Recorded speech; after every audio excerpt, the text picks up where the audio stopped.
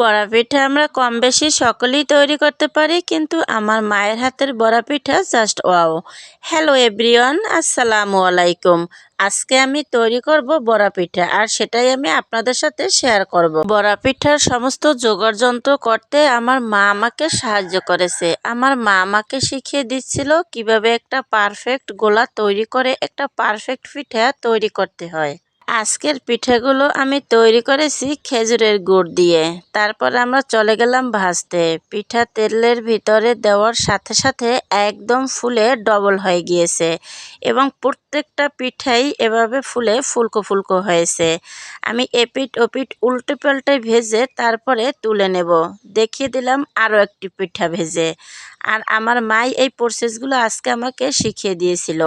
মায়ের প্রসেস অনুযায়ী আজকে আমি সমস্ত পিঠাগুলো ভেজে নিয়েছি।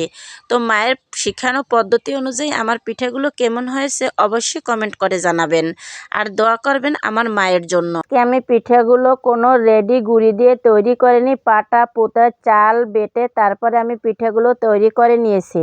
এই দেখুন আমার পিঠার ফাইনাল লুক। যেমন হয়েছে ফুলকো ফুলকো তেমন হয়েছে কালার, দেখতে একদম ইয়ামি আর খেতেও খুব মজা। একটা পিঠে আমি ছিঁড়ে আপনাদের সাথে শেয়ার করছি, দেখুন ভিতরটা কত সুন্দর হয়েছে, খেতে হয়েছে অসাধারণ। এ পর্যন্তই, সবাই ভালো থাকবেন, সুস্থ থাকবেন, আল্লাহ হাফেজ।